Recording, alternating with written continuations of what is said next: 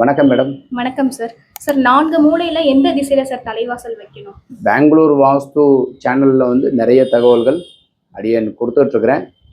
So அந்த வகையில் இன்னைக்கு வந்து உதாரணத்திற்கு இது கிழக்க பார்த்த வீடு, ஈஸ்ட் ஃபேஸிங்கில் இருக்கிற ஒரு வீட்டினுடைய அமைப்பு. அப்போ கிழக்க பார்த்த வீட்டிற்கு ஈசானம் சார்ந்த தலைவாசல் இருக்கிறது நல்லது, மெயின் டோர் இருக்கிறது நல்லது.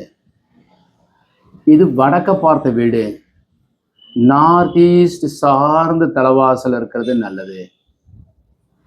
இது west facing is the best facing, மேற்கு பார்த்ததுக்கு வாயு மூலையில தலைவாசல் இருக்கிறது நல்லது.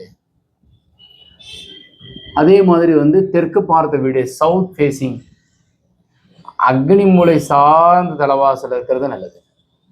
ஸோ அப்போ பாருங்க, கிழக்கு கண்டதில் பாதியில் நம்ம எடுத்துக்கிறோம், அதே மாதிரி தெற்கு கண்டதில் பாதி எடுத்துக்கிறோம். அப்போ ஈசானம் சார்ந்து கிழக்க பார்த்த வீட்டுக்கு ஈசானத்தில் இருக்கணும், அக்னியில் இருக்கக்கூடாது. வடக்கு பார்த்ததுக்கு வாயுவில் இருக்கக்கூடாது, மேற்கு பார்த்ததில் கண்ணியில் இருக்கக்கூடாது, தெற்க பார்த்ததுக்கு வந்து அதே மாதிரி கண்ணியில் இருக்கக்கூடாது. ஸோ தலை வாசல் நீங்கள் வைக்கிறதுல வந்து நீங்கள் பிரிங்க. மொத்தத்தில் வந்து டோட்டல் வந்து ஒரு 30 அடின்னு வச்சுக்கோங்க. கண்டதில் பாதி 15 அடி. ஸோ 15 அடியில் அதில் பாதி 2 போட்டிங்கன்னா 7 அடி, 7.5 feet.